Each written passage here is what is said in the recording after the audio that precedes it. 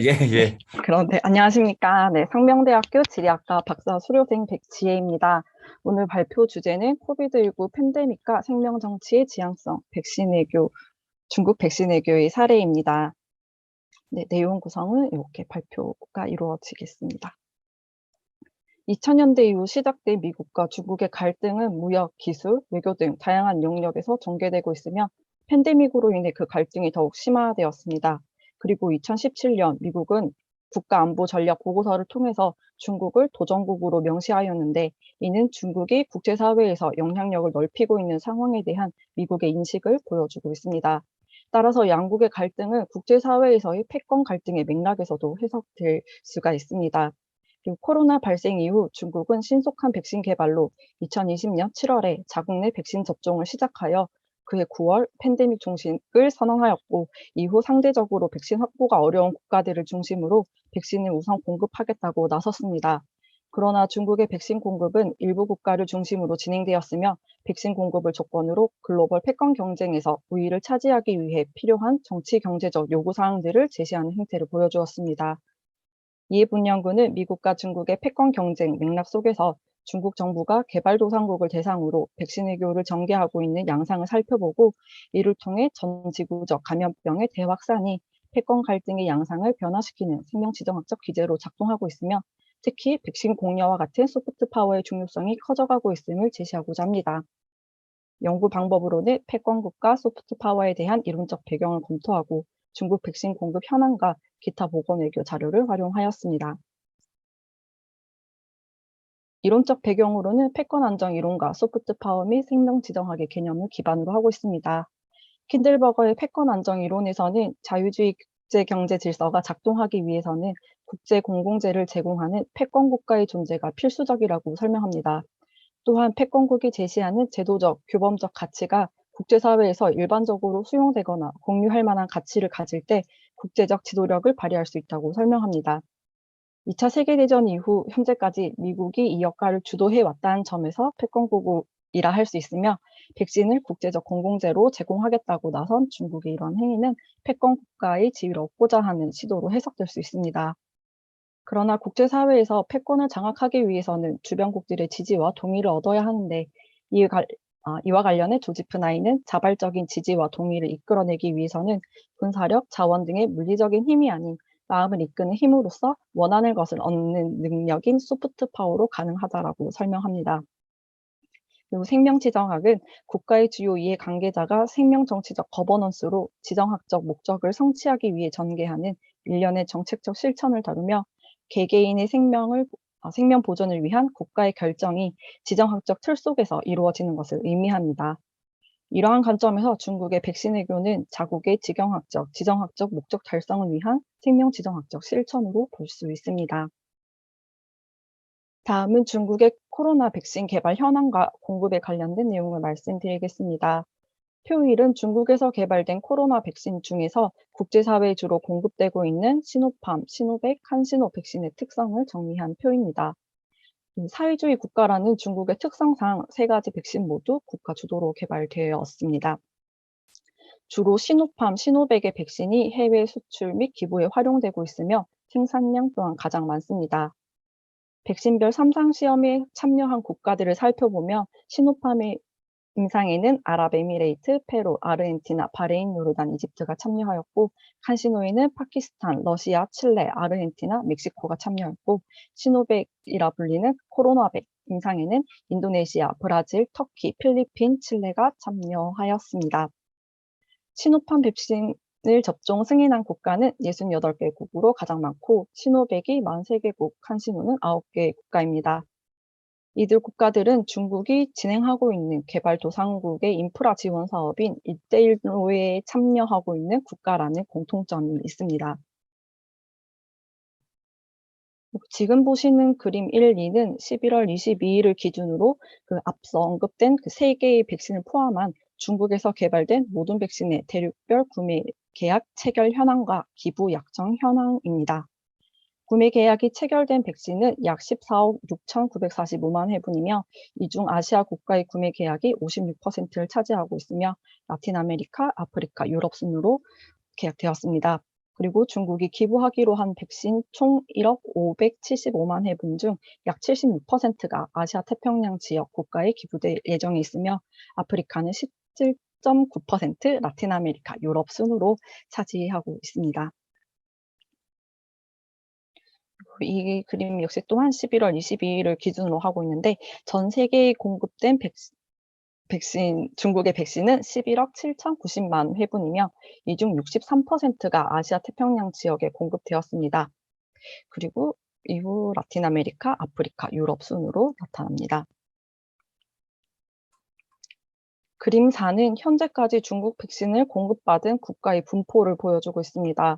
중국은 백신을 공공재로 선언하며 백신 접근성이 낮은 개발도상국을 우선적으로 지원하겠다라고 밝혔지만 개발도상국 중에서도 자국의 정치적, 경제적 이익과 관련된 국가에 차별적으로 지원하고 있다는 점에서 백신을 국제사회에서 새로운 관계를 정의하는 생명 지정학의 도구로 활용하고 있습니다. 다음 장에서는 중국이 자국의 지경학적, 지정학적 영향력 확대를 위해 백신을 활용한 외교 사례를 살펴보겠습니다. 먼저 중국의 지경학적 영향력 확대를 위해서 중국은 1대1로 참여국에 우선적으로 백신을 공급하고 있습니다. 이 가운데서도 첫 번째, 백신 공급을 조건으로 임상시험 참여와 임상 비용을 부담할 것을 요구하였고, 또한 백신 구입 비용을 차관으로 지원하였습니다. 인도네시아, 방글라데시, 브라질 등의 국가들은 시노백 백신의 임상시험에 참여하여 각 4천만 명분 이상의 백신을 확보하였습니다. 인도네시아와 브라질은 임상 참여로 백신과 중국 백신 생산 공장 건설을 유치하였으며, 그리고 멕시코는 칸시노 백신의 임상에 참여하여 구매 계약을 진행하게 되었습니다. 그리고 방글라데시는 시노백 백신의 임상 참여 권유와 함께 그 일정 임상의 비용 부담을 중국으로부터 권유를 받았는데 이를 거부하여 백신을 공급받지 못했습니다. 또한 중국 정부는 백신 확보에 어려움을 겪고 있는 라틴 아메리카 지역에 백신 구매 비용으로 10억 달러 이상의 차관을 지원하였으며, 일부 1대1로에 참여하고 있는 국가에는 1대1로 자금 상환 연장을 제한하는 등 백신 공급을 통해서 중국에 대한 경제적 의존도를 높이고 있습니다. 그리고 중국은 지정학적 관계의 재구조화를 또 시도하는데, 첫 번째로 백신 확보가 어려운 대만 수교국을 대상으로 대만과의 단교를 조건으로 백신 공급을 제한하였습니다. 현재의 대만 수교국은 14개 국가로 2016년 탈중국화를 추구하는 차이 잉원 대만 총통 취임 이후로 중국 정부는 대만에 대한 외교적 압박 수위를 높이고 있습니다. 2016년 12월부터 아프리카 상투메 프린시페를 시작으로 파나마, 도미니카 공화국, 부르키나파소, 엘살바도르 등 7개국이 대만과 단교를 선언하여 현재 수교국으로는 오세아니아의 4개 국가, 유럽의 1개, 아프리카 1개, 라틴 아메리카 8개국, 총 14개 국가가 남아 있습니다. 원래 어제까지 15개 국가였는데 어제 니카라과가 대만과 단교하고 중국과 수교를 맺었다는 발표가 있었습니다. 여기에는 그 니카가라의 대선에 대선이 부정선거라고 미국이 이렇게 얘기를 하면서 미국이 입국 금지를 시킨 것과 관련된 것으로 이렇게 발표가 되었습니다. 그리고 보시는 그림 5는 중국 백신을 공급받은 라틴 아메리카 국가 분포를 보여주고 있습니다. 2018년에 대만과 단교하면서 중국과 수교를 맺은 도미니카 공화국, 파나마, 엘살바도르는 중국으로부터 신속하게 백신을 전달받았지만 현재까지 대만과 수교 중인 온두라스, 파라과이는 대만과 단교를 조건으로 한 중국 정부의 제안을 거절하여 백신을 공급받지 못한 것으로 알려졌습니다. 파라과이는 일일 신규 확진자가 2,000명을 넘는 급박한 상황에서도 백신 확보가 이루어지지 않자 국내에서 중국과 수교하고 백신을 공급받자는 여론이 형성되었습니다. 이후 이를 본 대만이 2021년 3월 백신 수송용 헬리콥터와 의약품, 방호복 등을 기부하였고, 미국, 일본, 인도 등의 협력국을 통해서 백신을 확보하였지만 추가적으로 백신 확보를 위해서 중국과 수교하는 관련 법안을 하였으나 미국의 압력으로 부결되었습니다. 그리고 온두라스 또한 파라과이와 마찬가지로 미국의 백신 구매 요청을 하였으나 도움을 받지 못하면서 그 인접 국가인 중국의 수교국인 엘살바도르로부터 34,000회분의 백신을 기부받았고, 이를 계기로 온두라스 정부는 중국의 무역 대표부를 개설하겠다고 발표하여 미국에서 또 코백스를 통해서 294만 3천 회분의 백신을 공급하는 이런 현상이 나타났습니다. 이 두 국가뿐만 아니라 라틴 아메리카에서는 대만과의 관계를 중심으로 중국의 백신이 차별적으로 공급되고 있으며, 이는 이 지역의 주도권을 차지하려는 미국과 중국의 갈등 또한 투영되어 전개되고 있는 것으로 나타났습니다.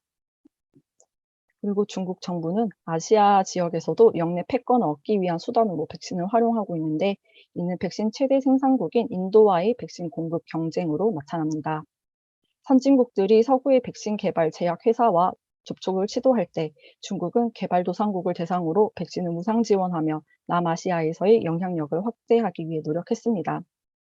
그리고 아시아의 또 다른 백신 생산국인 인도는 인도 혈청연구소를 통해 영국 아스트라제네카와 위탁 생산 계약을 맺어 1일 250만 회분의 코비실드 백신을 생산하고 있습니다. 그리고 아스트라제네카로부터 일정 물량을 자체 처분할 수 있는 권한을 이전받았는데, 인도는 이렇게 확보한 백신으로 국경 갈등이 있는 네팔을 비롯해 방글라데시, 미얀마, 스리랑카, 아프가니스탄 등 주변국에 약 2천만 회분의 백신을 무상으로 제공하여 중국의 1대1로 프로젝트로 진행으로 축소된 남아시아에서의 영내 주도권을 중국으로부터 되돌리기 위한 수단으로 활용하고 있습니다. 또한 전통적으로 인도와 긴밀한 관계를 맺고 있던 네팔은 친중 성향의 총리 취임 이후 포카라 공항 사업 등 중국과의 교류가 증가하면서 상대적으로 인도와의 관계가 악화되었습니다. 그러나 코로나 감염이 확산하면서 네팔 정부는 2021년 1월 인도로부터 100만 회분의 무상 백신을 공급받았습니다.